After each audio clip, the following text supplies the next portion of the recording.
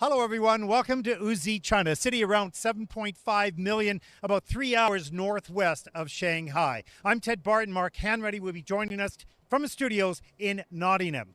Now, on this day, the first day of competition of the final Junior Grand Prix 2024, the men's short program, you have to figure that Yanhao Li from New Zealand, who won the event in Bangkok, is a favorite here. He's 15 points, but right behind him is Rio Nakata of Japan, who's armed with triple axels and quads, and he'll want this title here as well. And in fact, 4 skaters in this event stand a chance to earn the right to go to Grenoble. But 4 skaters are sitting at home, anxiously waiting for the results. 18 entries from 14 nations. The men's short program starts right now.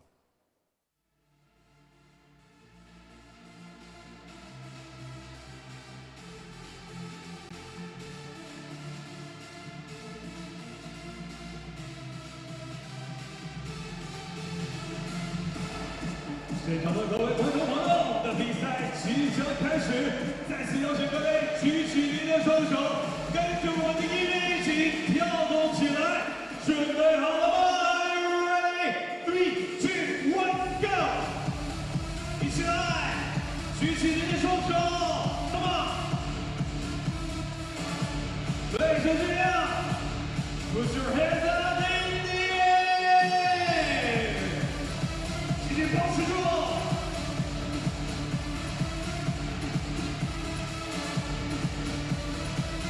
继续！ 现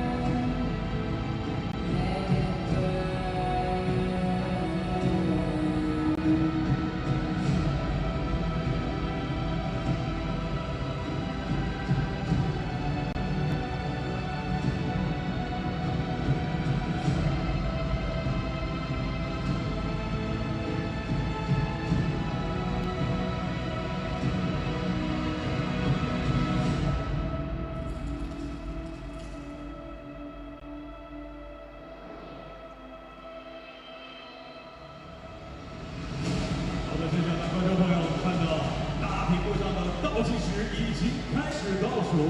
我现在想邀请现场所有的朋友，到10的数字的时候，让我们一起大声的喊出这10个数字，一起迎接比赛的开始。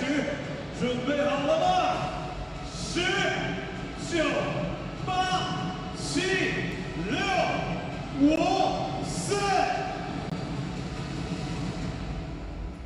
让我们欢迎运动员入场。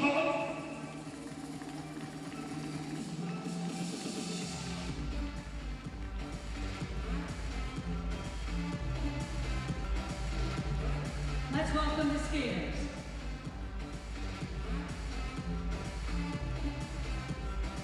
韩国选手 From Republic of Korea, Lee Jaekeun.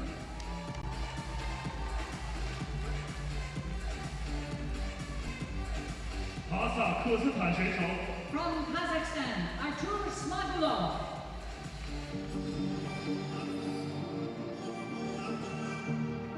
澳大利亚选手 From Australia, Vinceman Chong.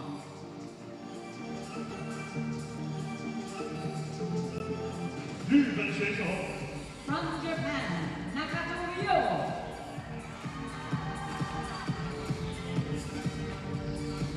中国香港选手 From Hong Kong, China.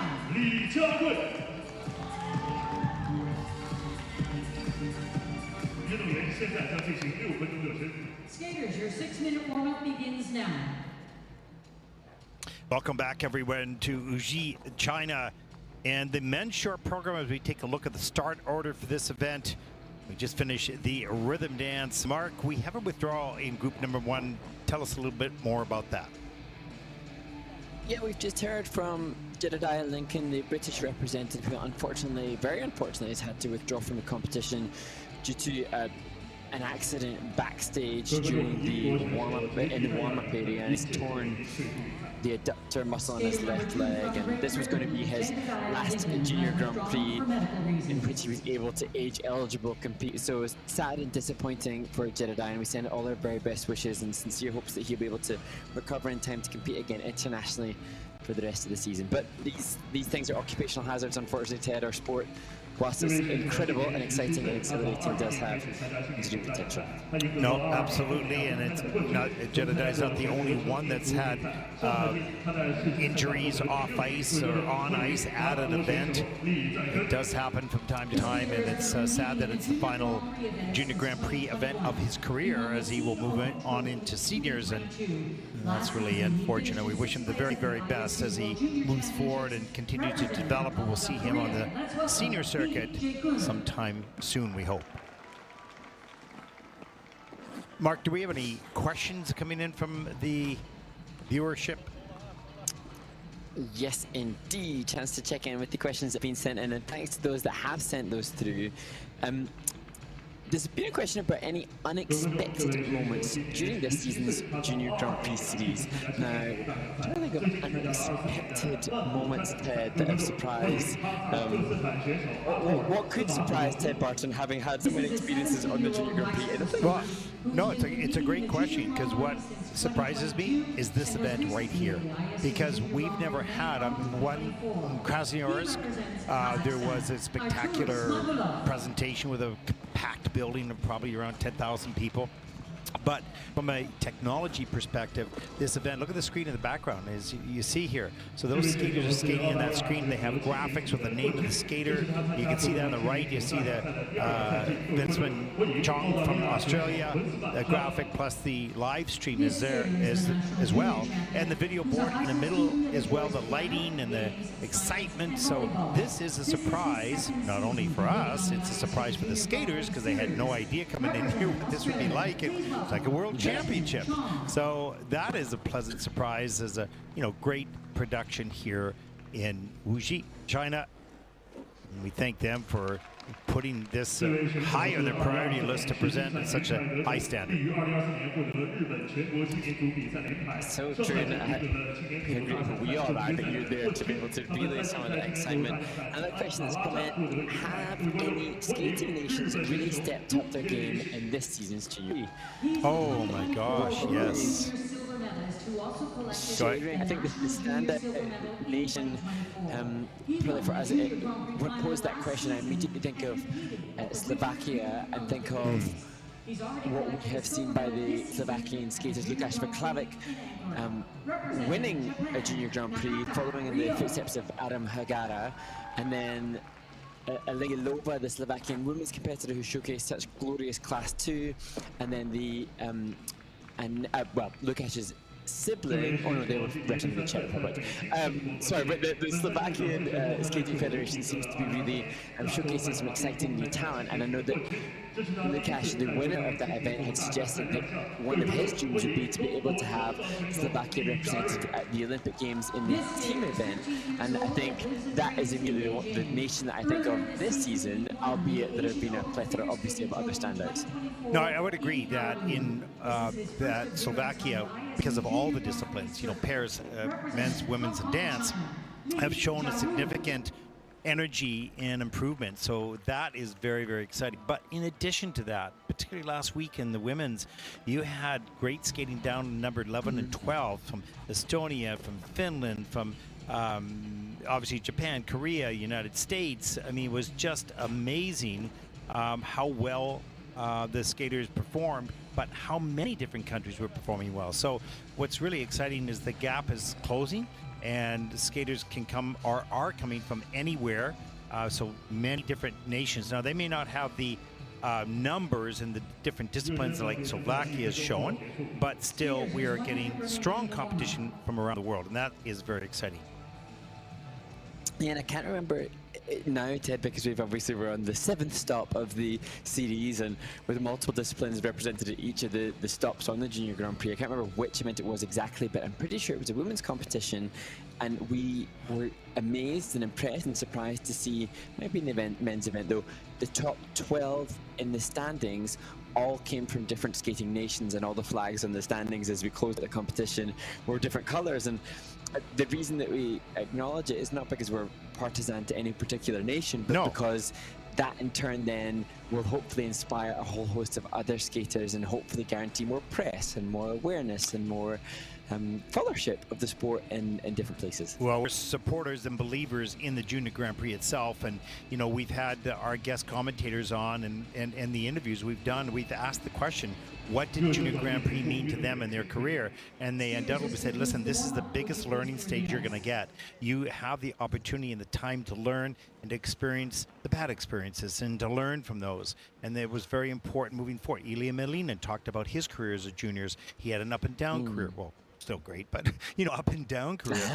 and that was of such great value. So, you know, this is such an important series, and I would say, you know, probably the most important from a development perspective of any series in the ISU. But then I'm biased, so there you go. Here we go, Mark. Take us away. Here we go. Well, we see Coach Hyung Choi encouraging her student Jaekeun Lee to the ice, and interestingly, the coach has been traversing the globe at both senior events and junior events, and she did say that this bright young talent has loads of potential, having already achieved a silver medal in his first Junior Grand Prix this season in Riga.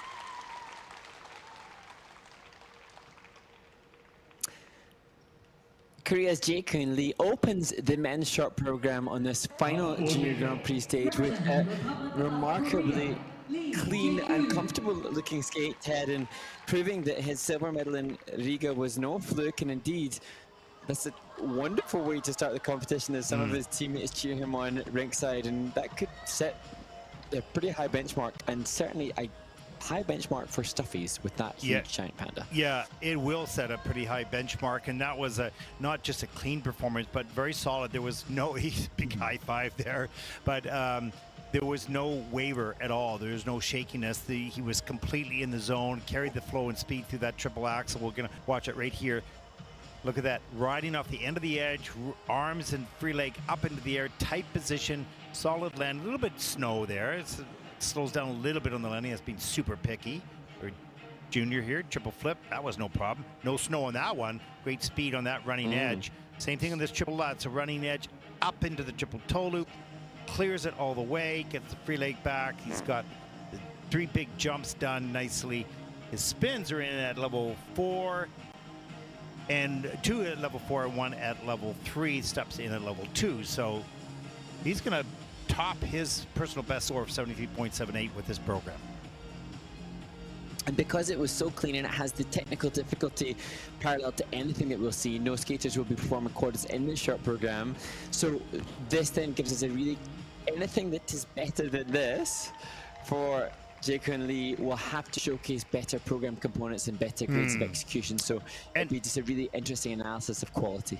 And that can happen. There's some really good skaters, as we talked about. Jaekeun, he has a shot at the Junior Grand Prix final, but we're going to have to wait to see what the placements are. But there's some other really solid skaters here. His performance, some of his PCs are in the mid to high 6s.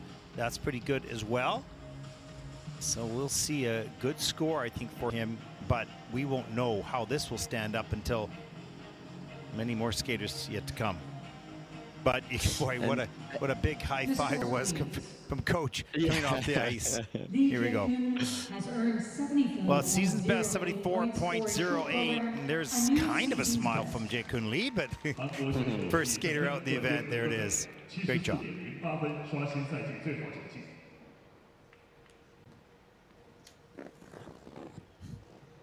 I think that was an attempt at a heart. Oh, there it is. Yeah. And there's the backwards crossovers in preparation for being presented to the audience for Artur Smagulov, the skater representing Kazakhstan. He said he was been struggling with his internet connection here and missed a school Zoom last night. Now focused totally though on his competitive pursuits.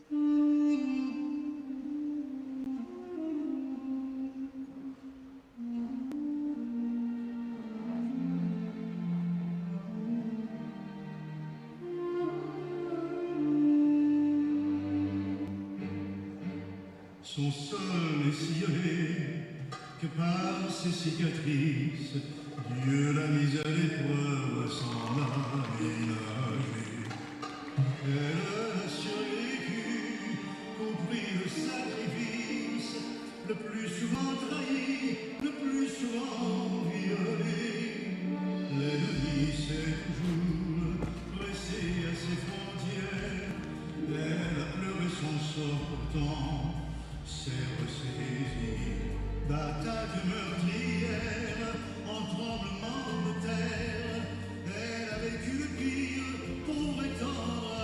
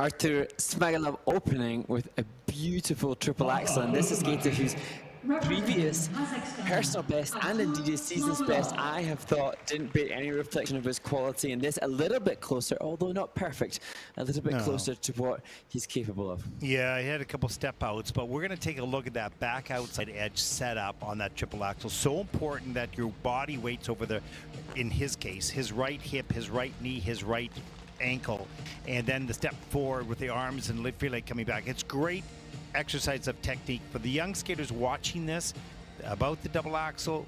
This is something to watch and copy. Really, it's a beauty, no question. As we see just the start of the program, great body posture, strong back.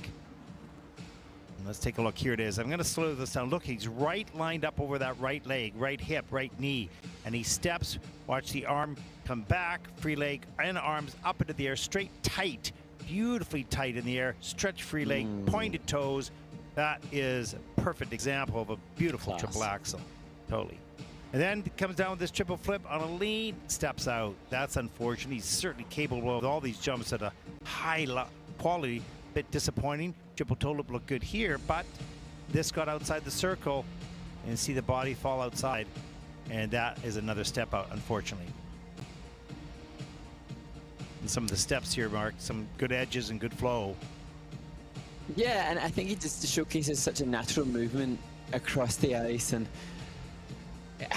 this, interestingly, did compete at the Dennis 10 Memorial in his home nation, and he scored a 56.86 there. And although that doesn't go on his ISU personal best, that's an indication of where he's at. This will be much better for Artur, but even still, I really think he would be a kind of one to watch insofar as wherever he gets here still is mistakes. He's capable of lots. Agreed. 54.92 is his person best. He's going to beat that here right now, I believe, and with a 62.41 with 2 mistakes. You know, just step outs, not falls, but left some points on the table. This young man's quality is at a very high level. Lots of future for this young man. 17 years old, still a few years left here in junior. 接下来登场的是澳大利亚选手。 Representing Australia, Vinceman Chong. And now to the Australian representative, Vinceman Chong. His coach Richard had said that he's looking forward to practicing his Chinese whilst in Wuxi. Competed in the Junior Grand Prix in Bangkok last year. And he was skated the last airbender soundtrack.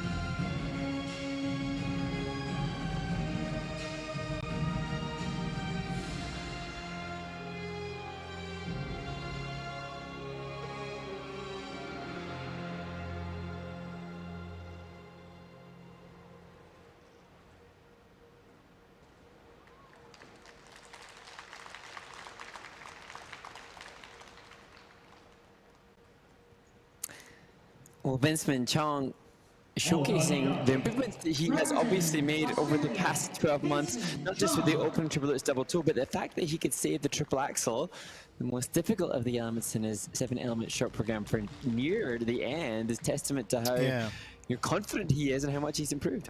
I saw the triple axel in practice session today. This was a little bit open in the air, didn't get around. That's probably going to be a downgrade on that, but still good to try that triple axel later in the program.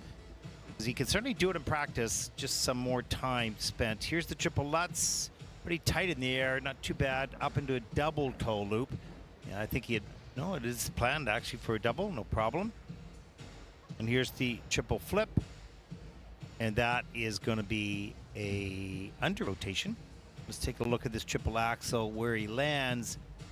We're looking at it right now on the quarter. Okay, there you go. Here's some good deep edges, Mark. Nice twizzle, the step sequence. One of the clusters there, the combination of 3 difficult turns, rocker counter twizzle, and there'll be another one of those as we see the hop, one of the features in this final change for combo spin and the difficult exit.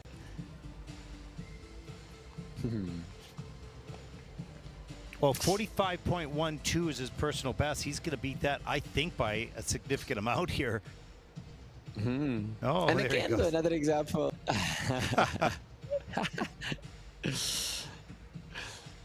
Richard Laidlaw, the coach, obviously has this kind of fun interaction with all the students. I think when we see him in the kiss and cry, there's that kind of jovial, jokey, making joy of the seriousness, really. Because some coaches can be so serious because of the intensity of it, and I think Richard was to see the different reactions. I think Richard was smiling at the same time he was saying, "Okay, enough," you know, as the bear was hitting his head. I'm still a professional. Yeah. Well, in saying that, Richard was the one that told me that that Vinceman's weakness was his love for sweets and candy, and that he was always never to be seen without some sugar. So maybe, though, in telling me that, knowing that might make the broadcast, Vinceman might be even more jokey and jovial with his coach back in retaliation for the free skate. We'll see. Oh, there, yeah, exactly. Oh, way to go. You fuel the situation, Mark. You're not supposed to interfere. Feeling it, You're not supposed to interfere. Let's take a look at the scores. Again, his personal best is 45.12, but he has a 51.65, so that's a good score for Vinceman Chong from Australia. That'll put him currently in the 3rd place. And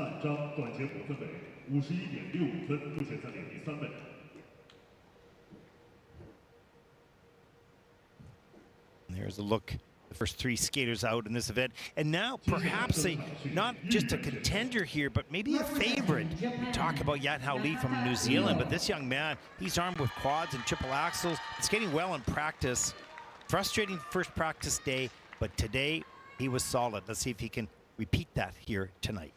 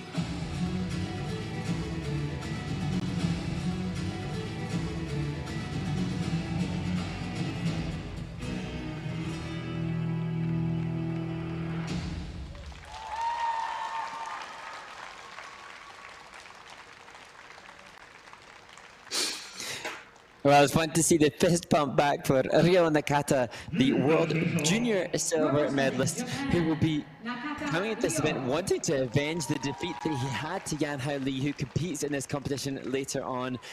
This time he managed the triple toe as opposed to the triple toe, double toe previously, and an ability to showcase just the quality he has as the Japanese teammates cheer him on. Yeah, and he reminds me, I said off air, he reminds me a little bit of Ilya Malinin from the perspective that his athletic ability is completely endless. He's an incredible athlete, strong and fast and quick, and his desire and his confidence in himself is strong, but he also knows he has to keep himself calm enough to control it, because if he just lets it go and shoves things because he's muscling, then it's a problem. But not here today. Look at that triple axel. Right on top, great flow on the landing edge. And this was a high GOE. There's the triple flip. That was no problem too. Look at the speed on that running edge. Triple toe loop. So solid. And some of the steps here. With the triple toe, what conscientious choice is for that, because he's obviously capable. We've seen him land some wondrous quads, so why not to increase the difficulty there and do triple lotus triple toe, which we'll see Yanhao Li do later on, and indeed what we've seen Jaekeun Lee do already. But perhaps it's just all tactical. Maybe it's easier for him to consider the components if he's doing the triple toe. Certainly, having made the mistake on that previously this season in the Junior Grand Prix, he'll be satisfied to have got through the clean skate as his dad joins him. Well, and I'd have to say his PC scores are probably going to be a little bit higher. His performance, right now he's in the mid-7s, and he has a little bit more transitions and energy and, you know, this passion of performance at a pretty high level. 81.55, that's a great season's best. That'll put him clearly in first place, and that will be a tough score for anyone to beat here. Anything over 80 in the juniors is pretty darn good. He's satisfied, but it's not over. He's got the free program. Yeah. And that was great so far. Representing Hong Kong, China, Jiarui.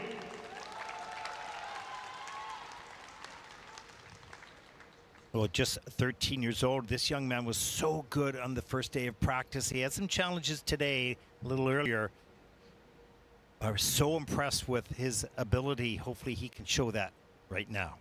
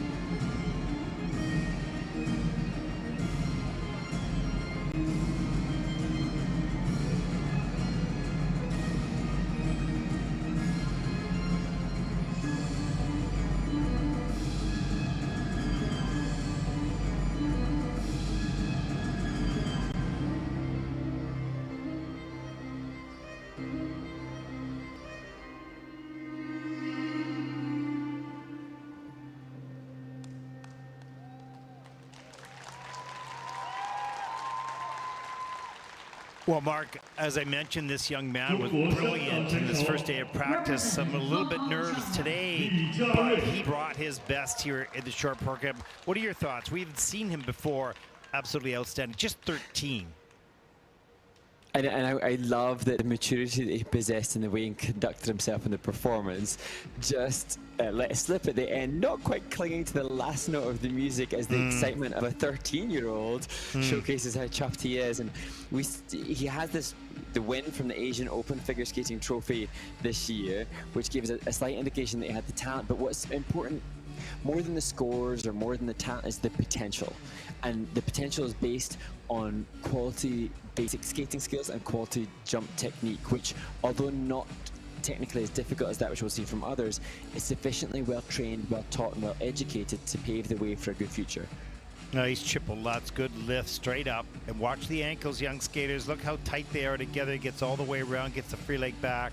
Nice, pretty nice extension. Could work on that a little bit more, but wow. Here's the double axel, no problem. Gets the free leg back, little twizzle.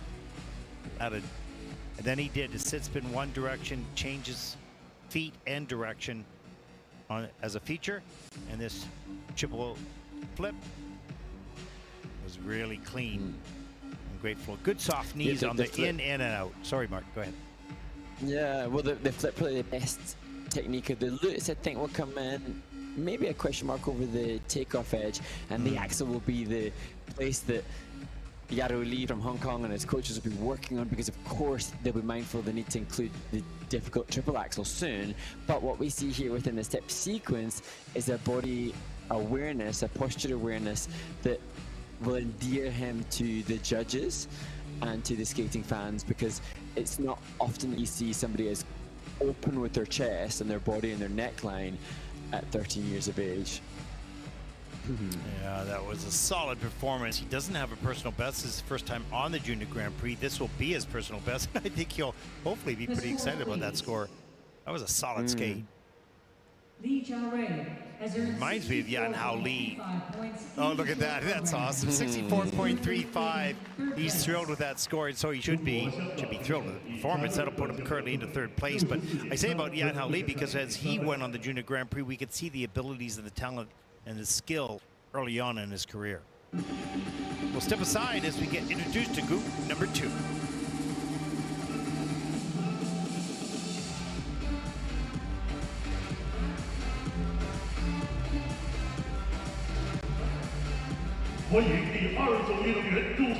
Let's welcome the skaters.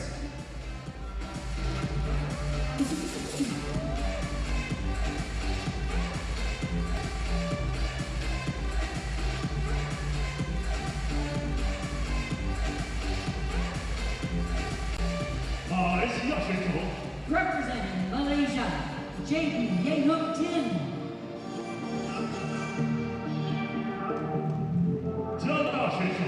Representing Canada, David Bondar.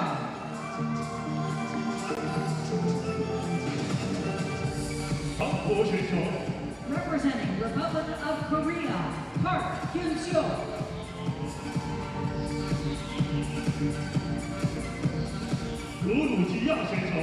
Representing Georgia, Constantine Supatashvili.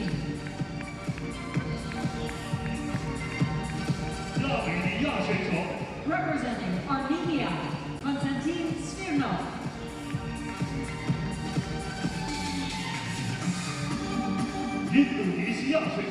Representing Indonesia, Bertrand Zeusef Zuriel.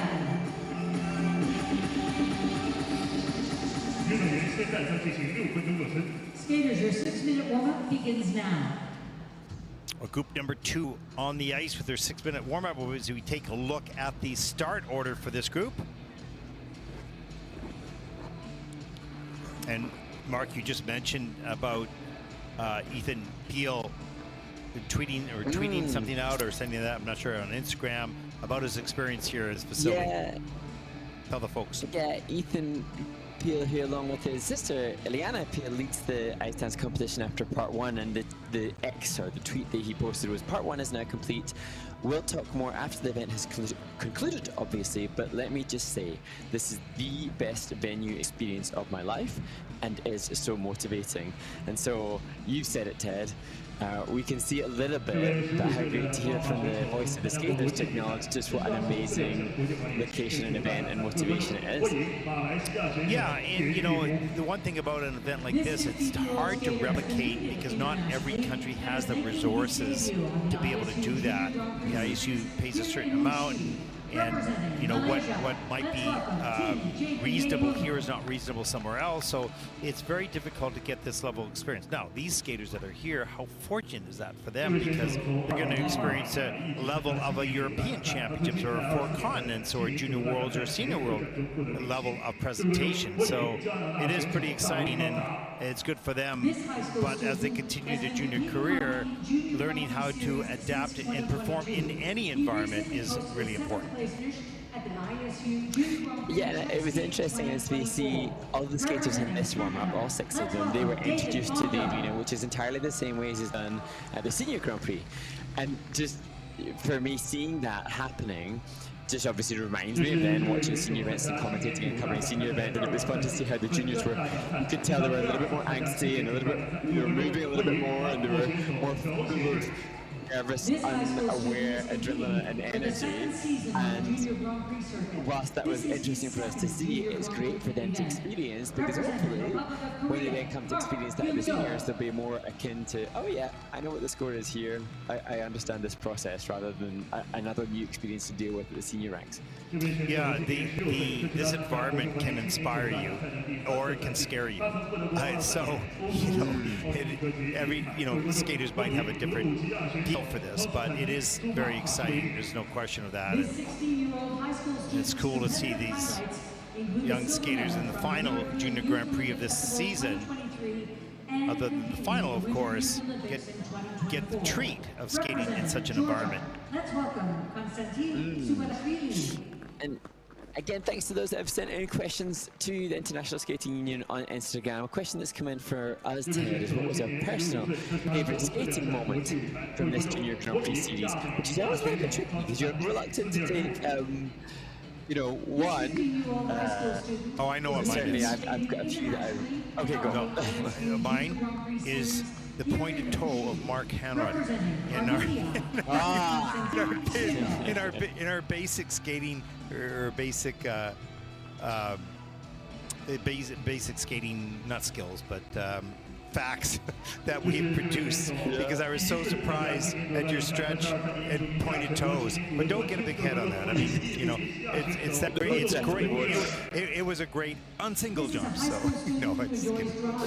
Well, it's interesting though, because you know, when we post the basics and figure skating series, which the International Skating Union have compiled and our wonderful team have produced, and it's being shared on their social media, the reaction of those that comment, and of course there are so many of the skating fandom, and I think certainly the non-skaters that recognise how exciting and exhilarating it is to see physical feats like what happened when Ilya Malinin, the current and reigning world champion, performed his quad axel, and it garnered attention worldwide. And then there are the backflips that are now included, and how many people acknowledging how exciting and exhilarating that is. But equally,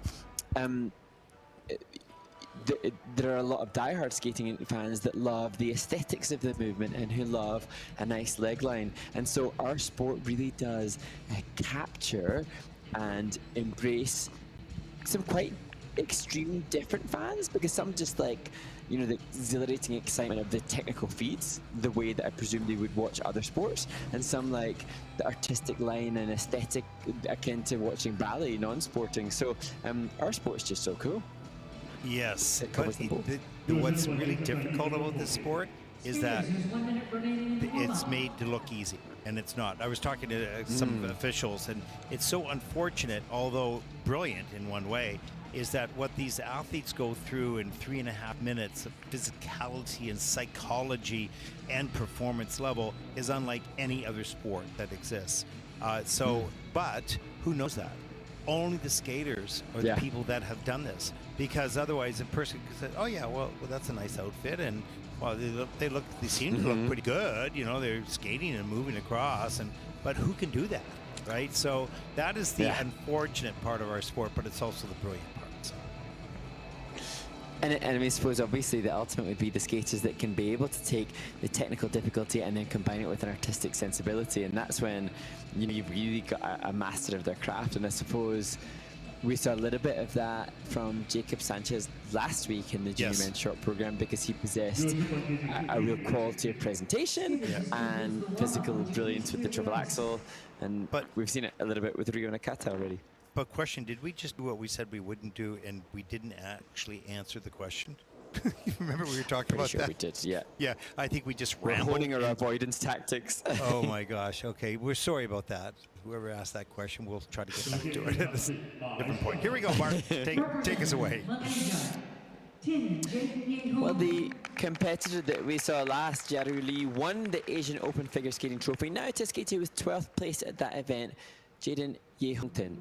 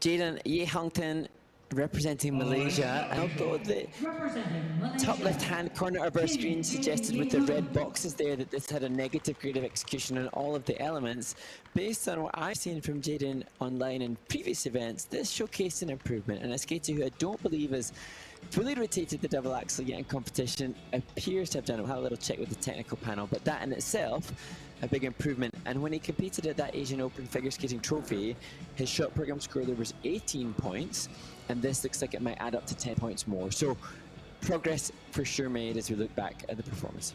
Yeah, and that double axel is clean. He did get around that, so that is an accomplishment for himself here. Let's take a look at the double flip.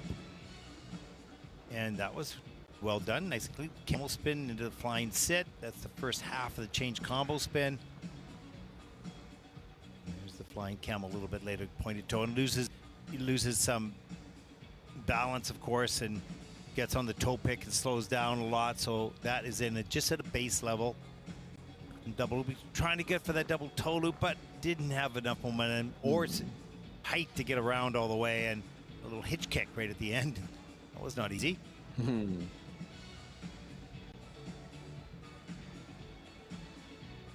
Oh, good to see that he's got all the support from the coaching staff, who look like they're making the most of the fun. And I always love to see when there's a skater that's from a developing skating nation who's not competitive in terms of score, but that has a really good positive energy behind them, so that they're aware that, yes, of course we're not going to be competitive, but we're making sure that we're enjoying the experience for the human and the athlete. Because I think, as we've discussed before, it's brave to come to these events against others that are from much stronger skating nations with much more experience. Enjoying and learning, and that's what they're doing right now. He's learning based on that skate, you know, what he has to do to skate a clean program for himself, and what's the difference between him and other skaters in this competition. 27.71, so that is his personal best score here on the Junior Grand Prix. As they applaud, that'll put him currently into 6th place.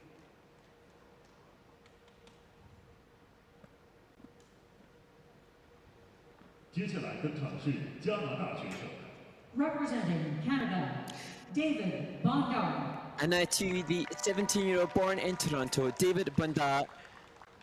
And amazing story about this skater, Ted. Played hockey in an AA hockey team in the Greater Toronto Hockey League until quite recently. And he said that plus his soccer skills, playing in a Canadian Soccer League, have helped his time management. Now representing his nation as a figure skater in the ISU Junior Grand Prix.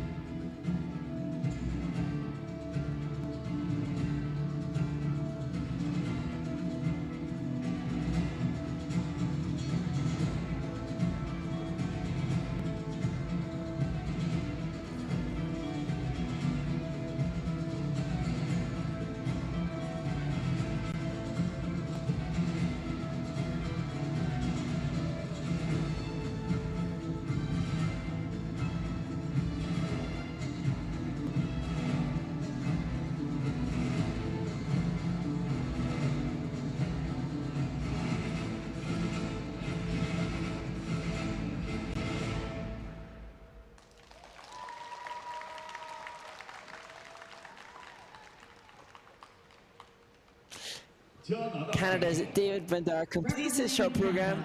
David Bondar. I suspect, Ted, you'll have a greater appreciation for what David can do, but I predict this is going to close in on a personal best, certainly at an ISU event. He's always been a good skater, but he was a shaky competitor, particularly in the free programs, and was searching and trying to find a way to do what he's capable of in practice to put it in competition. He's working with Lee Barkel. He has certainly got that. He's grown up. He is more calm. He's in more control, and now he's able to deliver what he's capable of doing in practice session, and that is the secret to being a great competitor, because it matters only today. Here's the triple axel. Let's take a look at the landing here. It is on the quarter in the judging system. You can see that foot slightly under-rotated. That's okay. Still good technique. A little bit of a slip there. Here's the triple flip. The landing looks nice and clean. That foot was all the way around, and we're going to slow these landings down so you can watch the landing on the foot. Is it backwards? Yes, absolutely backwards. Gets the free leg around in time. Watch the foot on the landing. That's slowing it down. Anyways, that's under-rotated, actually. I thought you were really clever there trying to show.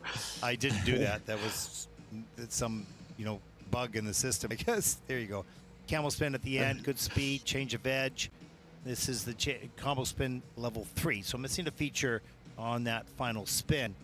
In fact, there's flying camo and this were at level 3, so some work to do on that. And a step sequence in a level 2. But this is a huge improvement for this young man, showing what he's capable of doing technically, gaining confidence. And it's a shame that as the system, the inputs of the under rotation on the axle and the second part of the jump combo have gone in, consequently that score, which was hovering around a personal best ISU event for David, is now dropped down. But hopefully, you said that with consistency of skate produces more confidence, and more confidence can enhance more PCS next time. So he has the ability to know I can go out and I can deliver because I've done it a few times. Now I can deliver even more for the presentation and push the skating skills and the other components. Well, he's been pretty consistent this year on the Junior Grand Prix, so that's good. He has another level to be able to go at and needs to go at in order to challenge for a medal, because it's not just about the technical here, of which he's got to clean up a little bit of under rotation, but it's about the performance. He needs to keep the head up on the landings because the head is down. He's looking down at the ice, so that is a body alignment issue. And some more work with the upper body, although much better now. There's still some work to be done in that area. But wow, this is a huge improvement for David Bondar. 63.98. That is certainly less, 5 points less than his personal best. That'll put him currently in 4th place.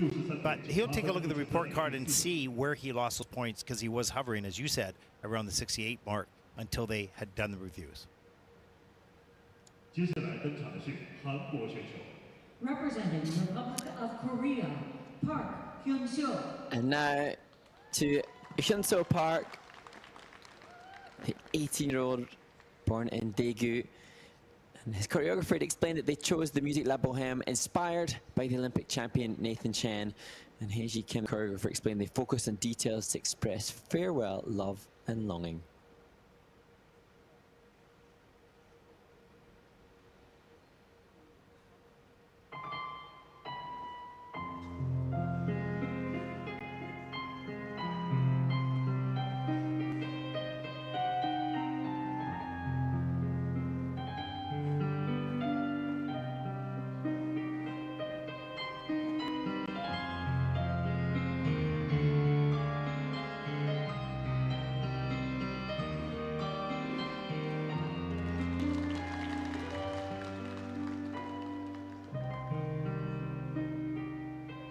Je vous parle d'un temps que les moins de 20 ans ne peuvent pas connaître. Moi, dans ce temps-là, accrochés ces lilas jusque sous nos fenêtres, et si l'humble garni qui nous servait de nid ne payait pas de mine, c'est là qu'on s'est connu, moi qui criais famille, et toi qui posais nu. La bohème,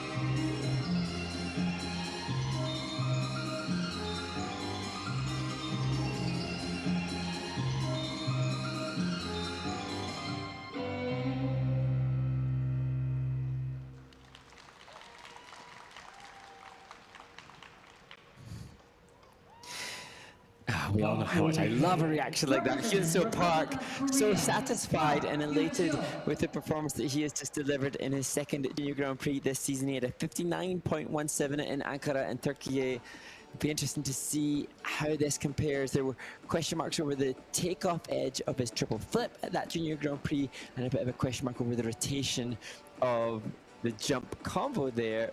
But those skaters don't care. His teammates are waving ringside. Yeah, this young I man. kind of sense that he doesn't care. He seems joyful.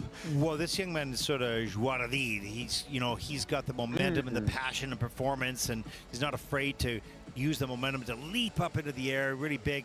And it's maybe not as organized as some, although that looks pretty good. He's a big jumper, but that can also miss time. I saw that in the morning, But he is exciting to watch because he carries his momentum. He's aggressive across the ice. And it's just the camo work a little bit, and we'll see that on the last spin. Yeah, that camo position was, just maybe not even there. We'll take a look in a second, but really a great. And go ahead, Bart. Well, it was interesting just as we look at the spins that so often the skaters that have the physical strength, like the triple flip that was showcased here by Hyunseo Park, was huge, loads and loads of height and elevation and distance, and sometimes the strength that creates those kind of jumps can lead to less flexibility and suppleness, and that certainly seemed to be the case when it came to the camel spin features. And actually, they're just assessing now whether or not there'll be a V in the change foot combination spin, and that sign will go up in the skater's PDF if they haven't shown sufficient camel sit and upright features. So it's currently being assessed, and actually it looks like he's not got any value for the change foot combo spin. Yeah, but his personal best is 59.17. He's going to beat that with the 61.94. That is without any points for that change combo spin at the end of the program. So that is a significant improvement, minus one element. He's really got only 6 elements, not 7. So there you go. He sits in 6th place with a pretty good score. He's an exciting skater. He might be erratic in times because he's so aggressive, but he'll get that together. But wow. Constantine Supatashvili. And now to the Georgian skater Constantine Supatashvili, a skater who has had injury concerns but explained he's ready to perform, and he will skate to Fire by Gavin DeGraw.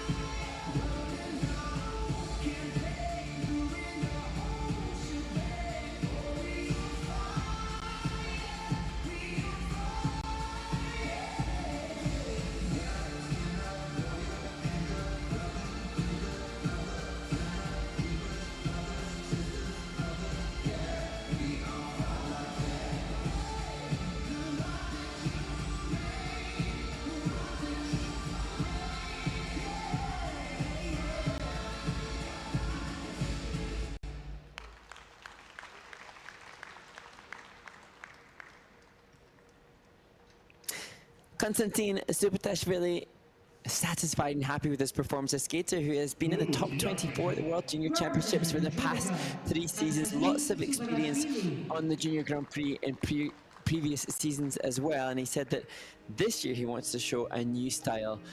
Perhaps that's the motivation for that piece of music and that choreography, which was done by his coach.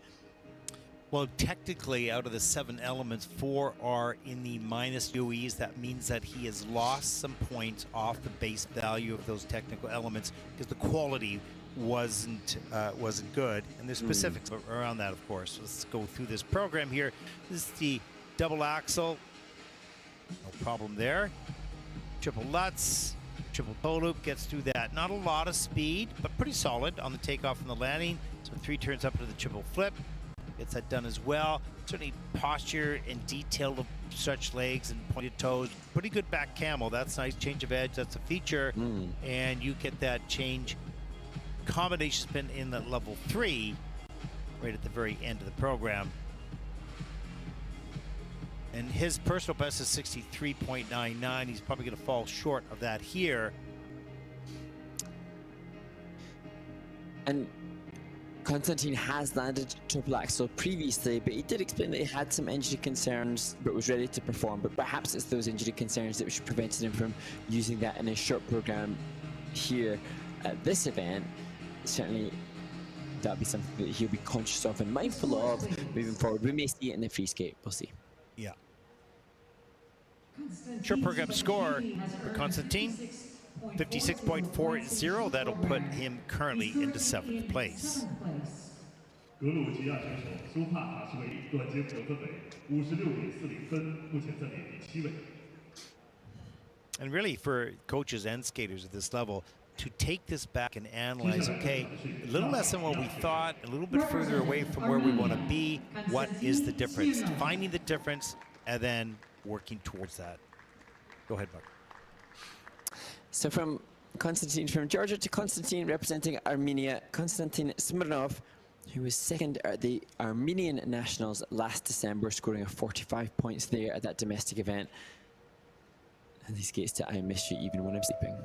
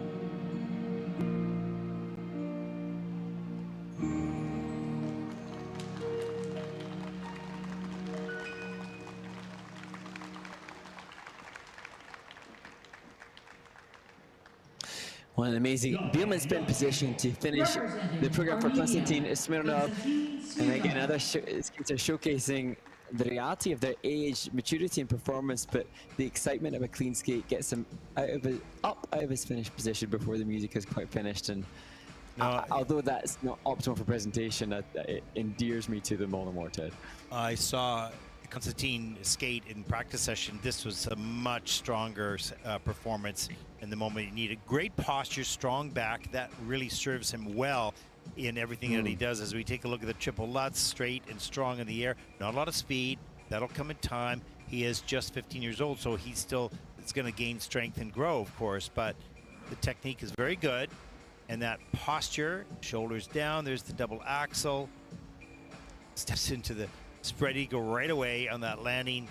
And the twizzle in the step sequence as well. And, you know, still some skating skills to work on. Soft knees, bigger and deeper edges, and more flow, more coverage, more ice coverage. But all the basics are there. And I think this is amazing. What a highlight this is. Not just a Bielman, but a spike type position within the Bielman, showcasing amazing flexibility, unlike anything that I think that we will see in the event so far. As his coach Asmik Vardanyan, I believe, joins him in the kiss and cry. And this is, you know, the enormity of the occasion. We must not underestimate the fact that this is the first Junior Grand Prix, and I'd struggled to find results. I just ran the Armenian Nationals for Constantine last year, and so this, a whole different level of experience. And as you say, Ted, not just a Junior Grand Prix, but a Junior Grand Prix in an arena and a venue that is conducted like a World Senior Championships. Yeah, and that was, I think, pretty exciting and motivated him, and he skated really well today. There's no question. And, you know, when I mentioned the practice sessions, they're practice sessions, they're just practice sessions. So sometimes you're going to have a good skate and a bad performance, or a bad skate and a good performance, or who knows. It's just what it is. But that indication sometimes in the day, it's interesting to see how did they react. And, you know, he didn't have a bad skate, but it wasn't like it was today, right? So you don't have the same energy, you know, in a practice lighting than you do in the big stage, the big show. Let's take a look at the short program scores for Constantine Smirnov from Armenia, 46.19. That'll put Constantine currently into 9th place. Oh. 46.19分，目前暂列第9位。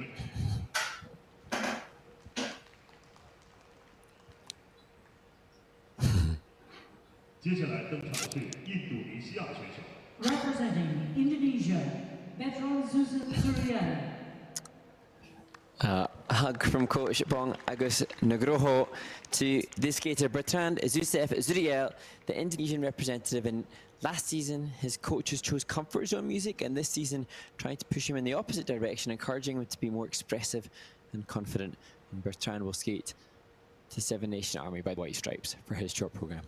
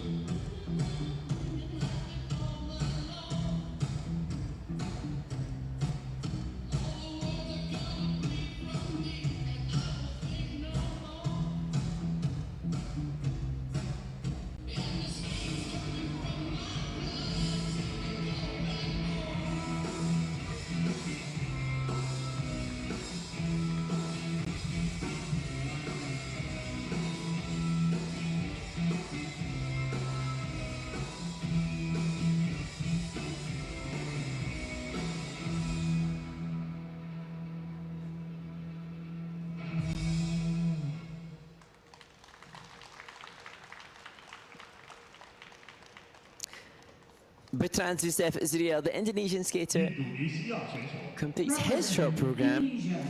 Currently under review, the triple sacco double toe. But from memory, Ted, this a stronger performance for Bertrand. And his coach had said that he's studying a lot. He's on a scholarship program, and sometimes he's having to do off-ice warm-up, doing Zoom school lectures, and then running on the ice to do the lecture, which he starts to do his run-through, and then going back to his academic studies. So, yeah, that's pretty incredible, really, when you think of it. You know, and a lot of these skaters have extra things, and there's no question, but you can see in the rotation, the legs are not straight and tight, as we talk about quite often, so that's going to slow the rotation down and therefore cause under rotation of the jumps. You can see the legs really apart on that, and unfortunately doesn't get the free leg back in time to stabilize the landing. But as you mentioned, like your life is full with academics and family and skating, and you squeeze in skating. For some of these young athletes is not the #1 thing for them. For many of the top ones, it is. But for those that are participating, it may be second or third on the list of things they must do every day. And Bertrand, not only is he juggling his academics, but I understand that he has to give up his weekends to train at night time, because then there are less public skaters at the training rink where he and his coach Bong Agus Nugroho work. And so that just further helps us to appreciate what's just been done, and so good to then see that both coach and skater appear happy. Yeah, exactly. Well, they come here knowing where they're at in a competition such as this, and their personal goal is, and they have their separate personal goals, and they come off the ice with their feelings on their shoulders based on what their personal goals were. Realistic, right? Some skaters have unrealistic goals, but most nowadays know where they're at, and they come here and hoping to skate a clean program for themselves, whatever the level that is at. And if they come pretty close to that, they walk away pretty happy. And as you're right, Mark, you said, you know, a lot of it has to do with how the coach handles it and the relationship between the coach and the skater. And, you know, we talk about, you know, I'm sure Bong Agus Nugroho has coaching aspirations as well to try to help Indonesian skaters to be able to be competitive with the other skating nations, and so they will come into this wanting to have, you know, huge scores in the 70s or 80-point marker, but it's such a fine line to tread, the aspiration for more whilst the acknowledgement of the current situation that you're in. And if Bertrand is not able to train regularly through the week because of public session skaters that are in the way, that just gives us it's not a level playing field in that regard, being able to have an 80-point short program score. Yeah, let's take a look. 27.24 for Bertrand, and that'll put him currently into 11th place. He's going, okay, yes, I get it. It's not the number for them. It's really this experience, and, you know, how was it for the goals that they had set out? So now we are on an ice resurfacing break. What do we have coming up on the video playback list, Mark? Well, during this resurface, we can look back at the chat I had with the winner in Ljubljana, Jacob Sanchez, and what a fine young man he is. And then another insightful interview with the two-time world champion and Olympic silver medalist Stefan Lambiel, who I caught up with last week in Slovenia.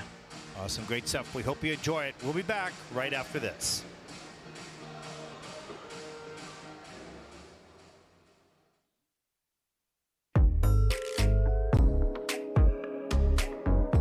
Jacob Sanchez, you came into the event as a winner in Ankara, and did you feel any pressure then coming into this competition? How did it feel compared this time as it did to your first Junior Grand Prix this season? I definitely felt the pressure of being first place. This was my first time like getting a medal in the Junior Grand Prix in Ankara, but coming here I was like, oh, I might have to like push a little more to make sure I guarantee my spot in the final. Okay. And that's the only thing that I was really focused on. And yet, seeing you in and around the venue this week, you've just seemed so chilled. I kind of like want to tap into your vibe. You're just so cool and collected. So tell me then that's not necessarily the case. Is it you portrayed this cool, collected vibe, but maybe that wasn't what you felt inside? Yeah. I mean, I find a lot of ways to distract myself, like mentally. I live by my music. I love music. Okay, cool. Music is kind of like what brings me through everything. And then I play all my other things off the ice, like soccer. It's always in my warm-up at competitions. competitions and even at home.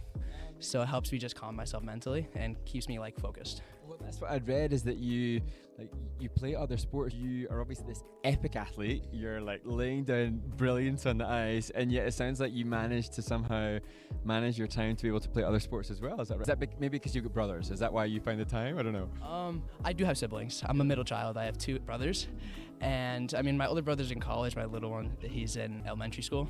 So they're kind of away right now. But on my weekend time, I find time to play hockey on the weekends. I love it. I even warm up at the rink with it, and I warm up with soccer all the time. I don't know if that's going to be something that we can promote to the other skaters, but it's pretty cool that you do it. And I think it's also really great to hear about the initiative that you're involved with, Diversify Ice. Do you want to tell us a little bit more about that? So I'm an ambassador for Diversify Ice, and it's a foundation to help support diversity on the ice, and it's something that's not too common. We're pushing to get more skaters of color on the ice, and it's one of my passions to inspire. So I like inspiring kids that look like me. And what you've done here, you're getting more recognition for your skating, and you can use it as a platform for other stuff. So we congratulate you hugely in what you've done, and we just wish you all the very best now in going to the final, because you've secured your place. So congratulations again. Thank you so much.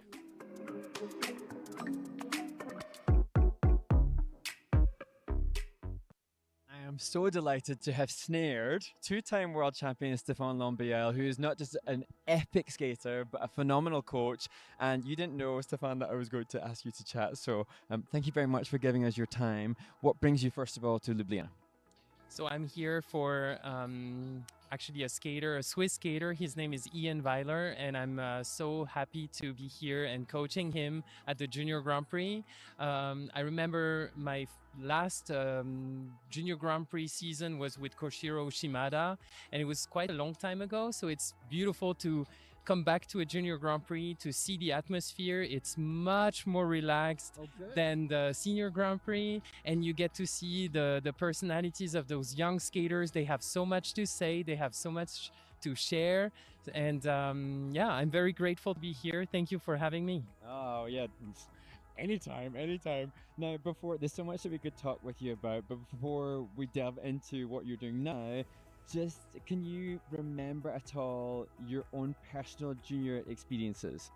Actually, Ian, yesterday when we were traveling from Zurich, he was asking me if I knew Ljubljana, and then I had to go back to my memories and think, when did I come to Slovenia?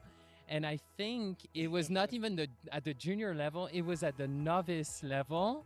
It was for the Triglav Trophy. I want to say 96, 97.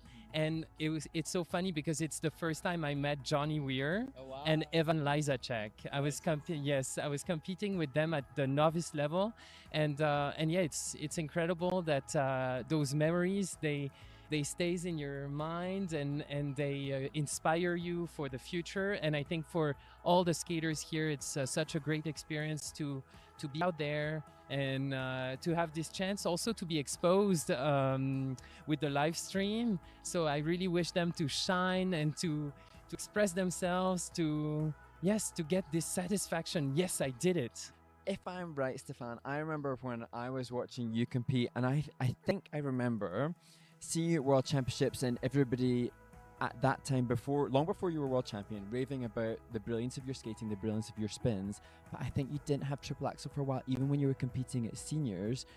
If you can think of that time, if I'm right, in that time, there must have been a lot of pressure on you to increase your technical content. That is something that I'm sure the juniors also feel. How do you reminisce over dealing with the pressure of increasing technical content? Well, I remember being 16 at European Championship and finishing 4th in Lausanne in 2002, and getting my ticket to the Olympics. And I was in Salt Lake City. I was indeed not landing triple axel or quad toe, but I was so hungry. And those experiences and skating with Alexei Yagudin and on the same practice ice, and watching what they were doing and how great they were was very inspiring. And all I wanted was to jump. Even though I loved skating for the performance, for the musicality, for the quality of the movement, I only wanted to jump. And yes, so for me, it was really good to get those experiences and to know, okay, you know what? If you want to get better placement, you will need those big jumps. And I worked very hard to get them. And a few years later, I was able to succeed and to make them happen. So I think there is a way to balance the performance and those big jumps, but I think one should not sacrifice the other. It's really about, at the end, looking at the performance like we would look at art. We should not see that it's difficult. We should not see the effort, and it should be very emotional, very beautiful, and inspiring, like a dream. Oh, that's so wonderful. And with some of the skaters that we watch in the Junior Grand Prix, we see the obvious focus on the technical score, and then we see some skaters that will focus on their component score primarily, or we sense that's their primary focus. How wonderful for you to hear and acknowledge that the two can be somewhat interlinked. I mean, for me, what is very important is the quality. And quality comes first. And then, of course, to have the technical elements that are at a certain level. And then to not forget that there is music. We are expressing something. We all have something to say. And we all have a story. So we're all out there. And it's beautiful when you see a skater that is owning the space and owning the performance and believing in themselves. So I wish them to really get to that point of balance between the technical, the artistic, but also to work on the quality. I would love to see more quality and less complexity. Me too. I agree with him. What do you consider to be one of the successes in your longevity as a skater? I'm very proud of, after all those years, I'm still very passionate about skating, and I really love coaching. I was not aware when I was competing that I would coach. I was not aware that that would be my future. But now that I'm coaching, I'm here working with young skaters and trying to help them grow is a huge passion for me. And I also love to perform, of course. I hope that I can do that for a few more years. I still love to, I was listening earlier today to some musics, and I love to imagine myself in those choreographies that I want to create. And also when I look at the young skaters, I see, okay, I want to help them, but I also want to do something different. They're inspiring me. Oh, wow. So the young skaters here can still inspire you as a two-time world champion. They need to hear that. They need to hear that. So many interesting things about your career, but what I think would be particularly pertinent is knowing what inspires you now to continue working with competitive skaters, because you've obviously taught world champions. So you've been a world champion, you've coached the world champion. Having achieved that, what is the motivation to continue bringing yourself back into the rink as much as you do? I think it doesn't matter the level of the skater, world champion or not, beginner, adult skater. I think once the person wants to know more about skating and wants to learn, I love to find a way to help. Like every day when I wake up, I'm so excited to bring my knowledge, to share my experience, and I love, for example, to come with new steps to help skaters to get deeper edges and take the time to understand their body, understand how they function, and push them forward, whatever level they are at, but to really work with what they have. And usually they have so much insight, so it's really to make that part of them shine as much as possible, make them grow as far as they can go. And that's what I love about it. Your resume speaks for itself, Stefan, and if any of the younger skaters haven't seen you perform, they definitely need to. But whilst we've still got you, are there any words that you would like to share with the skaters that are competing on this Junior Grand Prix? I would like all skaters to perform at their best, and I would love to see a lot of beautiful emotions. I see in practice that there is so much in all of them, and they have great, strong personalities. So just let those personalities come out and impress us. Impress us with your skating, not only with your jumps, but impress us with who you are and I look forward to more. And I'm so happy also that the ISU is live streaming the Junior Grand Prix. I think it's such a great opportunity and a good exposure for all the skaters. So use this opportunity to do your best to perform. I know it's a lot of work for the families, for the coaching team, for everyone. It's a lot of commitment, right? So use all the work to show your best. Listen to what he said.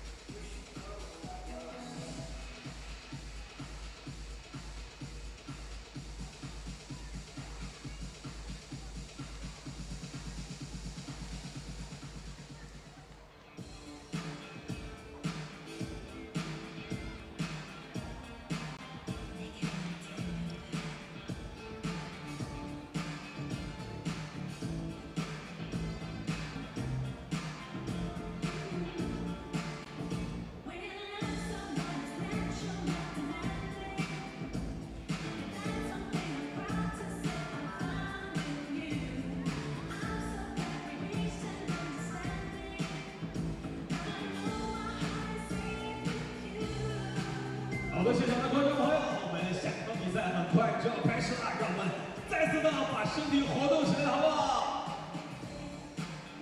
要跟随着我的音乐一起舞动起来。看到有观众席有3位非常显眼的组合。Wow, look at you guys! Come on, let's dance together! 咱们跟他们一起舞动，好不好？来，现场的观众朋友，举起您的双手 ！Come on, just like this. 再把手上的应援牌举起来，向着镜头挥手。最前面的观众也不能输，对不对？对，向着镜头挥手。让我们一起迎接下一组选手的登场啊！自己先把身体热起来，再把手中的国旗、加油棒的应援牌都举起来，好吗 ？Come on， 就这样，有一位抢镜的。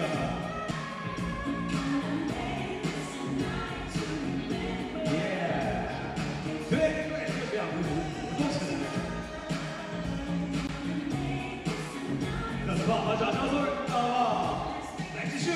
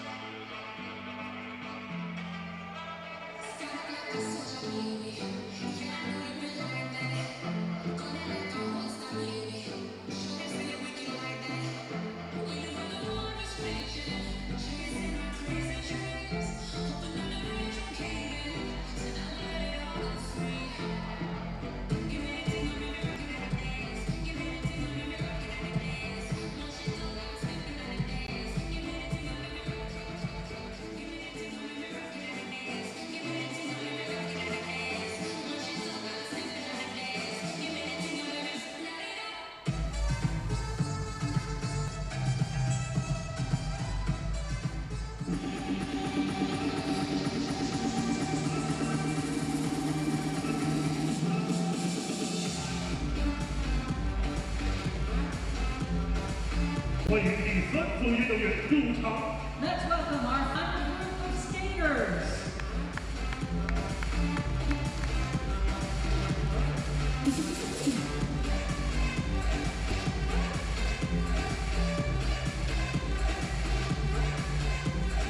中国选手 From People's Republic of China. 张瑞阳。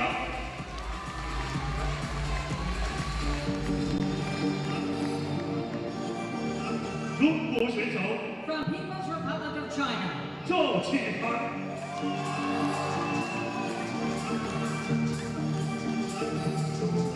新西兰选手 From New Zealand, Yanhao Li.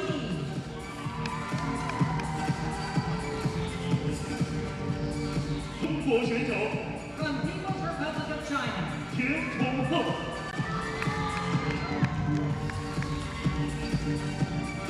美国选手 From the United States of America, Blackwell.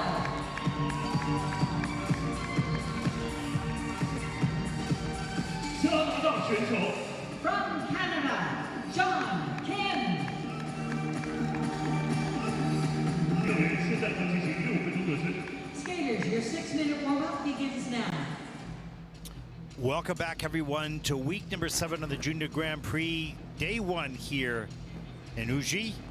I'm Ted Bart along with Mark Hanreddy joining us from Nottingham. And Mark, you offline, you told me an interesting story about someone in Florida watching this event. Tell us a little bit about that. That's pretty incredible. Absolutely amazing, and our thoughts and prayers and good energy go out to the person on Instagram @Kalinchka saying that not quite but from Florida, the hurricane is outside. They've acknowledged that they're so scared, but watching the stream calms them. So we're incredibly grateful to the ISU for offering something that can distract somebody from a natural disaster. And yeah, we just send our absolute best wishes out to you and to all involved in the hopes that there isn't too much disruption. Yeah, we wish you the very best, and we'll hope that you're able to watch this and enjoy the broadcasts and these young skaters as you're going through what you're going through in Florida. We're keeping an eye on that on the news feed here, and it's quite amazing. Do we have any other questions? Yeah, go ahead. Yeah, and we've got one from @Jacob1's. Hi Tark, is there a reason why the women's event on the Junior Grand Prix has so many more participants than the men? Well, generally speaking, there are more female participants in the sport in most of the countries, so that you might have a smaller country that will have the women in participating in their own national championship, but not so many men. So that's not an unusual thing. That's a normal thing for any competition you go to, pretty much. That there'll be less entries in men than there are in women. So that's not totally unusual. Yeah. And then another question has come in to us, and this is poignant at the moment because the International Skating Union also on their social media on Instagram had requested the fans to tell us their favourite costume, but the question that comes in from Rico on Off Ice: does costume affect the judging? We've had this question before, isn't it? It's certainly one that spikes interest in the viewership, but there is no correlation between the judging. The only time when it would have an impact on the skater's score is if it doesn't fit the criteria of being relevant for an athletic competition, and there is a percentage of the skater's body which needs to be covered in material. And there were times, on occasion, I've known, particularly in the ice dance competition when Latin was the rhythm dance choice, where skaters were penalised because their costume showed too much flesh. But other than that, it's not like I like that one and therefore I give them more points. No, I mean, the only thing I would say on that is that the judges are human, they're not computers. And so although there is no points that they can give for costumes, if the program, the music, the choreography, the emotion, the costume, and everything comes together for a brilliant moment, then the costume has relevance to that brilliant moment. But there's no hard cost to it. But if it's an awful costume, pardon me for saying something like that, but if it's a costume that makes absolutely no sense and is distracting because it makes no sense, then although it doesn't, again, have a point or a deduction, it does have an impression on the person who makes the judgment. So it's not a direct number, but it can add to or distract from an overall performance, whatever that means. And interestingly, I noticed that the leaders of the ice dance competition here after the rhythm dance, Eliana and Ethan Peel, had changed their costumes from their first Junior Grand Prix to this one. And so, the costumes aren't cheap and they come at expense, and it's a big commitment to have fancy costumes, but sometimes it could be that the skater and their team deems that the impression is made much more impressively when the costume is good. Also, though, I think what's important is that the skater feels good in their costume, because when you feel good, talking about the peels, there they are. Sorry, Mark, I just wanted to mention that I was in a conversation with some officials. This was about the Edward Scissorhand program, and that the costume, there was, the costume was borderline. What do they call it? Borderline not dramatic, but theatrical. And but it was gone through. But I like that. I thought that was pretty cool. But what if somebody comes out with a big, I don't know, witch's hat or something? I mean, who knows, right? So there's a level which takes the costume out of the realm of sport. And look at this. That's hilarious. Of course, Eliana.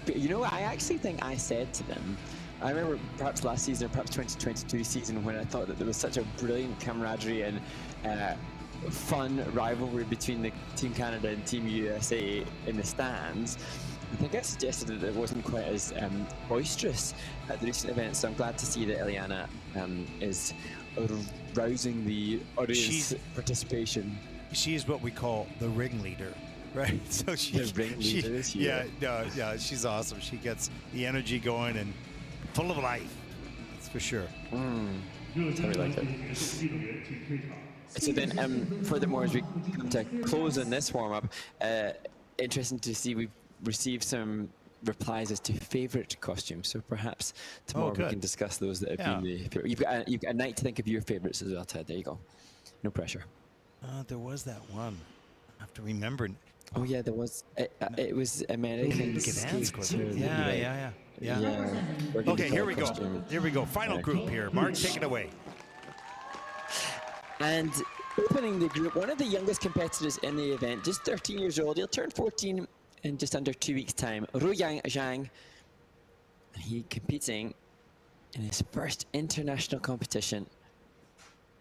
And you can see the importance of that jump combination as Ruiyang just walks to the takeoff, simulating the importance of the arm position. And there, the ankle's tight in his rotational position.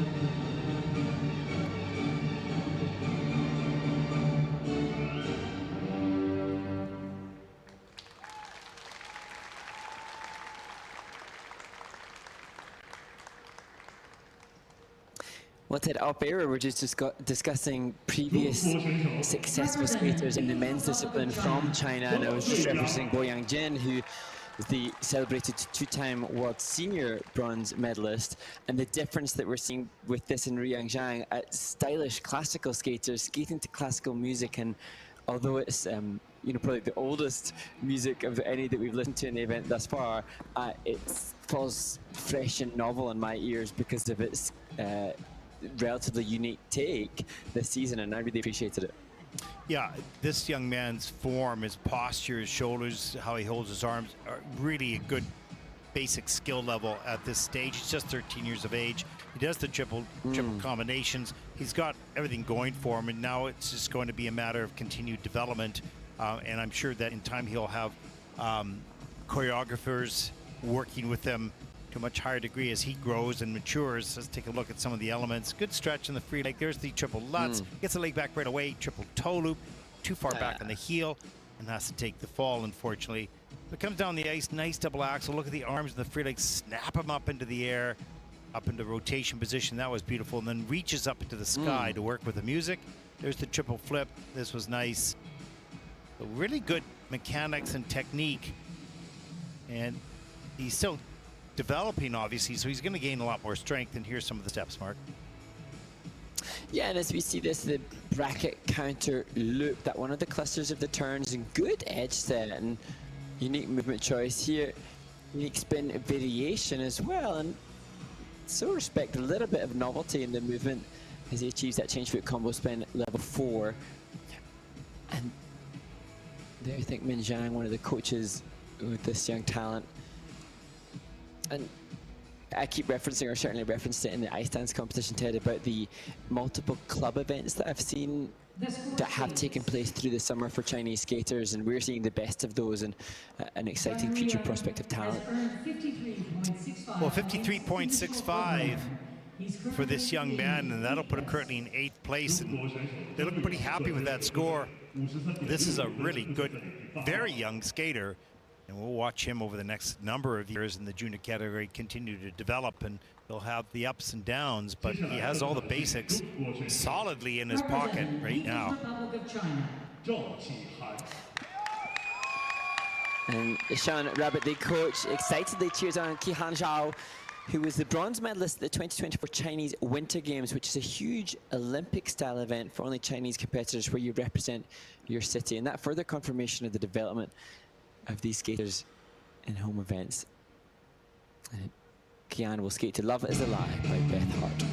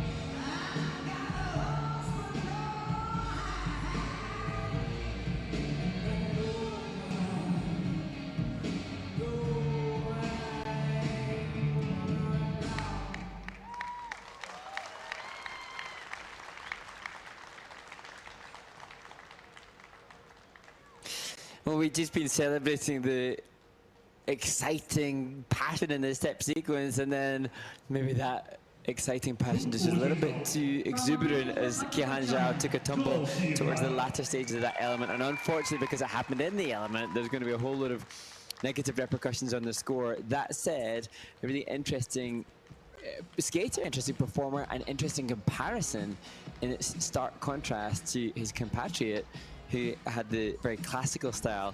Qihan Zhao, very much more modern and contemporary, and done well. Yeah, you know, in watching a practice session, I saw, particularly on the more difficult jumps, the triple flip and the triple lutz, he's not in the tightest air rotation position. However, on the beginning of this program, it was great. He was really tight, straight, and strong, and rotated fast. Triple flip had, again, a little bit of an issue. We'll look at that. So he's really strong. Look at this triple toe loop, nice and straight and strong. Good flow on the landing there. Right up in the second one, he gets the free leg back in time. And that was a beauty, no question. We take a look at the double axel. Same thing here. Return, watch the arms and free leg go back and then forward off the end of that edge. That's the only jump going, taking off forward. And then watch this flip. You're going to see significantly different. Watch the position in the air. That left leg is up a little bit, space between the legs, rotating a little slower. But the first couple elements, they were beauties. Yeah, and here we can see commitment to the body movement. So not just working through the chok-chaw and the counter, the difficult turns here, but the body movement was so energetic. But I think he might be safe by the camera. I don't know. Right there. Oh. Yeah. But you know, oh no. Yeah, and I love that. And Sean, you could see his coach smiling, kind of laughing in the background. But also what I really heard was Sean so excitedly applauding. And you want that. You want the coaches in your corner giving you big encouragement. Yeah. Sean's a great guy. He's got lots of energy, positivity, that's for sure. 56.63 for Qihan Zhao. That'll put him currently into 7th place. Strong skater. There's an odd mistake in the step sequence. And the flip caused a little bit of a problem as well. And here is the champion from Bangkok, Mark. Well, of course, the discussion is whether Yanhao Li can win again. Of course, the discussion is whether he can make the Grand Prix final. But I think whether that happens or not, what we've just got to take acknowledgement of is the quality of the skating here. That we're going to be treated now to real flow and glide quality, and enjoy.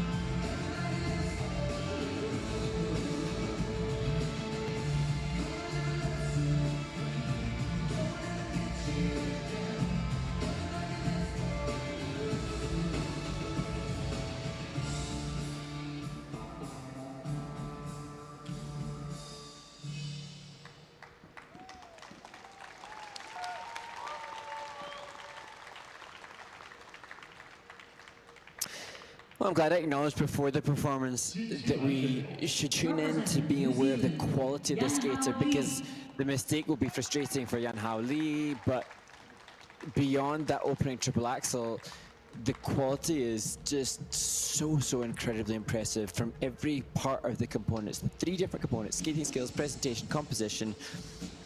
Just a wondrous example, and every one of the other 6 elements equally impressive. What was impressive for me was his ability to park that behind him, just look forward, and continue on. He didn't carry any nervousness into the next few jumps, or at least it didn't look like it at all. He just kept that momentum. Let's see what happened here. Beautiful triple axel in the air, and maybe a little bit too high, because he checked out really on time that he normally has, but he had more air time. And he got too far forward on the, he over-rotated a little bit and got too far forward on the toe pick. And there's the triple flip out of a transition, makes that look so easy, right into a little inside spread eagle. He goes right into this camel spin. Look how fast that is, it's amazing. Change of edge right there, there's a feature, making it more difficult. And that combination spin is in at a level 4, of course, with a 1.05 GOE. So he has almost 5 points off that one element. And here's the triple Lutz. Great speed at the end of the near the end of the program. Look at the height, 3 leg back, down, soften the knee, pushes up higher, gets all the way around, pushes the free leg back. No worry, he didn't carry that mistake forward. Just left it behind. And some of the steps here, Mark. Yeah, and it just looks like for Yanhao Li, you could throw any combination of steps and turns and he would take them on masterfully. And, you know, I have to acknowledge Best Cow here, coach and choreographer, and what a brilliant job that they have done. And interestingly, Bess has said to me just how proud or pride doesn't even begin to describe how she feels about Yanhao Li, and she said that he is the true essence of an athlete, resilient, and showcases resilience and perseverance in any face of adversity, and we couldn't have a better description. And he's very respectful and knowledgeable, and he deals with the situation. He's internal quite a bit and external when he needs to perform. Let's take a look at the scores. He's an 83.25 is his personal best. He's not going to see that here with that fall on the triple axel. But he does have a 76.10 on that to put Yanhao Li in second. Now, that's not that far behind. He is, you know, about, let's see what we got here, 4 or 5 points behind. That's doable should mistakes happen in Rio Nakata's program. But Rio's been skating really well today in practice, so we'll see what happens. It's going to be a great battle. As we move ahead to the 3rd and final Chinese competitor in this men's short program, Tonghe Tian, who also comes into this event with aspirations of potentially being a Junior Grand Prix finalist, 3rd in Bangkok.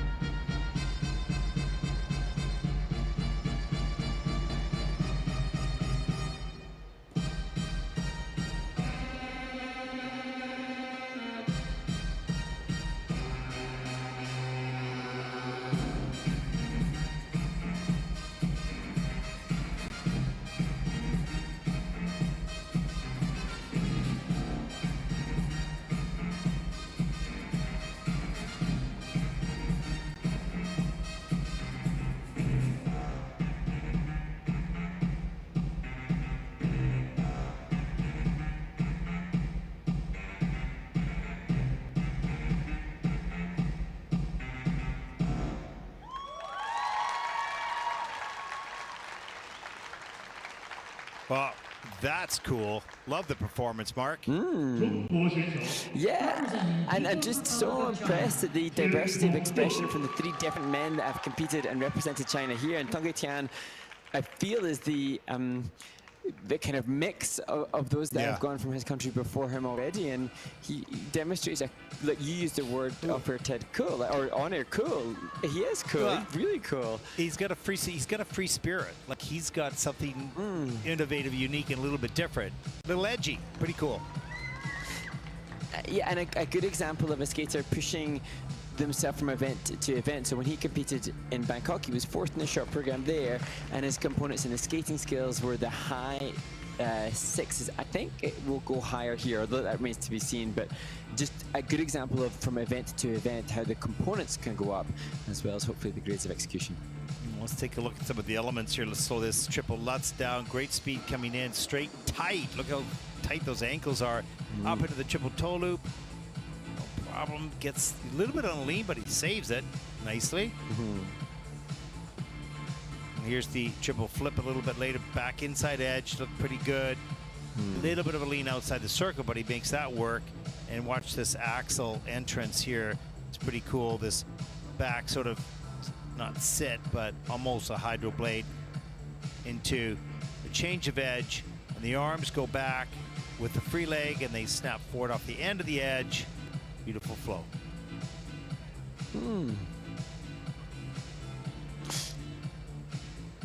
And you sense that Tonghe Tian, I'm sure, will be... I suspect for the skater will find this short program relatively easy to the free skate, and I'm sure he's working very hard on triple axel and quadruple jump. So perhaps you might think then for Tonghe Tian this short program is more of an exhibition performance. That's what it sensed like. Yeah, it felt like he was able to enjoy this a bit more like an exhibition than having to use triple axel or more difficult, demanding free skate that we'll have to see from him as this event progresses. Yeah, he's just 16 years old, and he's already got kind of an attitude, a cool attitude on the ice for performance. His 70.78 is his personal best. He'll fall maybe a little bit short of that. Yeah, and it is with a 69.33 that'll put him currently to 4th place. But a skater to watch. He's going to be in the mix, not only now, but as he moves forward in his career.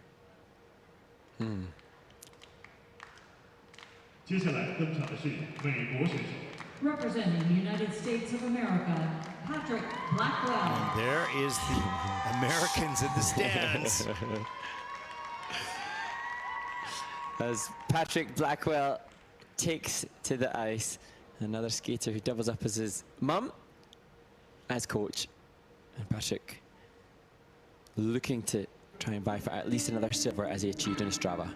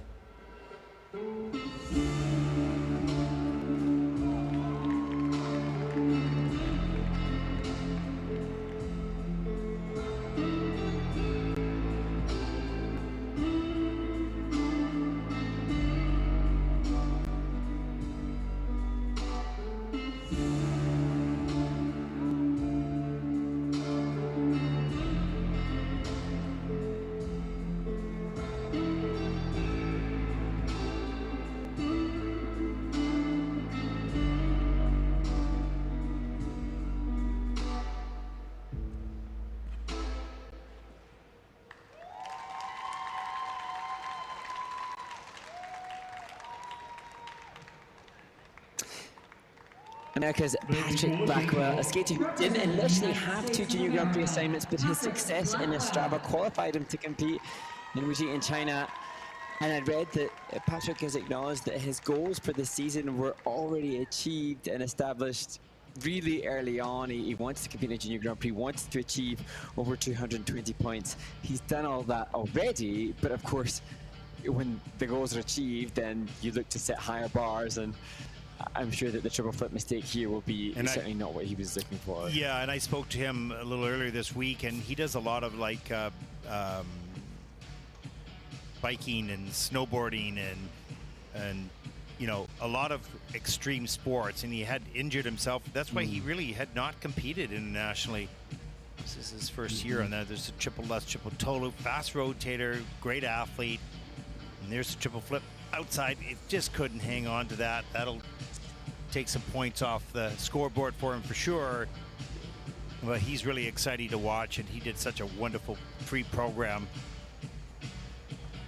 And Ostrava taking the silver medal there.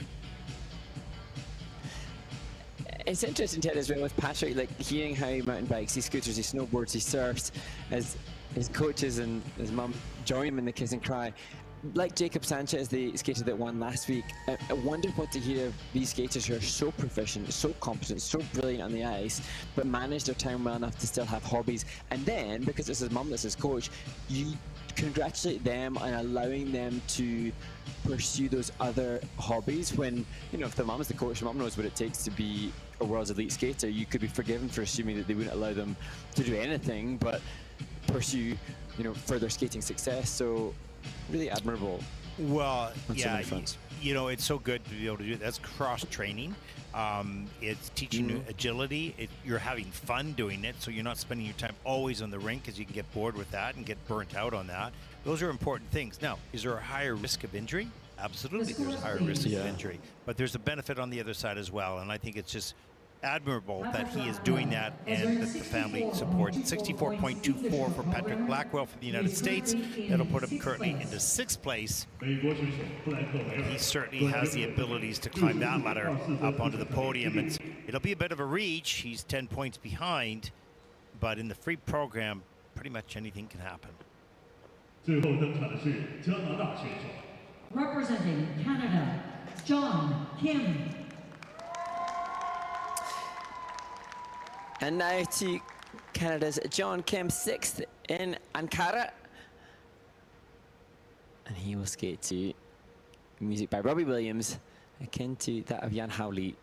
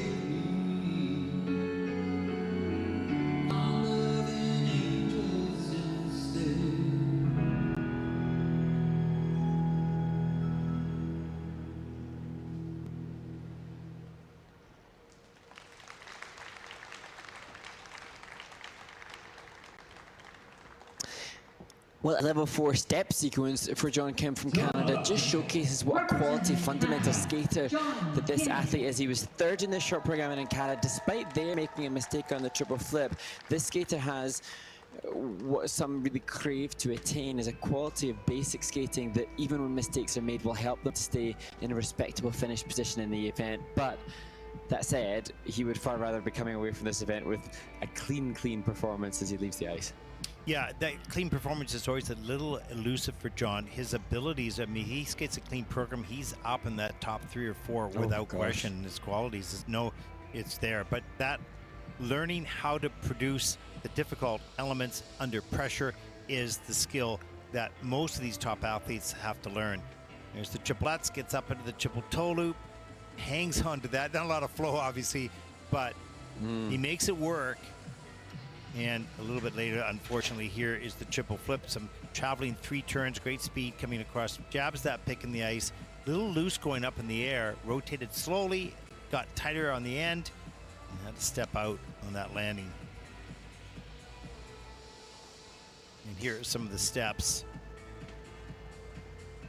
And I think, I'm not sure, I'd have to check back, but certainly there have been very few level 4s, if any. Rio Nakata, the current leader, he's at step sequence level 3. To attain the level 4 really showcases not just good depth of edge and clarity of edge work, but good body control as well. It's currently under review, so we'll see if that remains the same.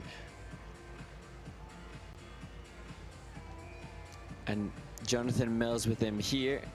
Mikey Gilman, his coach and choreographer, is in Toronto with Donovan Carrillo, preparing for Skate America, which, as we know, the Senior Grand Prix is imminently upon us. Yes. Whoosh. Go from one to the other. And interesting, as we wait to see what happens to John, I can see, as is commonplace, the scores hovering up and down and below as the technical panel continue to make their inputs into the skater's tech score. And I thought John Kim may have pushed back Patrick Blackwell out of the top 6 for the final warm-up group, but it now looks like that might not be the case. And it's with the system as it is, being in the top warm-up group doesn't prevent a skater from having the potential to make the rostrum, but it certainly is a kind of coup of achievement to be in that top group. The triple axel is under-rotated. The triple toe loop on the back end of the triplets is on the quarter, and the triple flip is downgraded. So he lost a lot of points on those mistakes on the landings. But what a wonderful skater when he puts it all together. Watch out. John Kim. He learns to be consistent. 60.46, that is 10th in the short program for John Kim from Canada. He's certainly capable of much higher placement, but he's searching for that magic moment that it all comes together under his control. Ladies and gentlemen, this concludes today's competition. And there you go. We'll take a look at the final standings on day 1 here of the second event. Rhythm dance happened a little earlier today, followed by the men's short program. So we'll take a look at the standings. Waiting for those to come up. It's going to be a reverse order of the previous Grand Prix in regards to Rio Nakata and Yanhao Li, where Yanhao Li came out on top triumphant when he competed earlier in the Junior Grand Prix. But how will things fare as we head towards the free skate with 5 points separating them at this stage? Yeah, we know that Rio Nakata is at first. Yanhao Li from New Zealand second. Jaekeun Lee from Korea is currently in 3rd place. Tomorrow we'll have the women's short program that'll start at 14:30 local time here in China, followed by the men's free program tomorrow. For all of us here at the ISU, I'm Ted Bart along with Mark Hanratty. Thank you for watching. We hope that you'll join us tomorrow for 2 brilliant events, very close events indeed. Good night, everyone.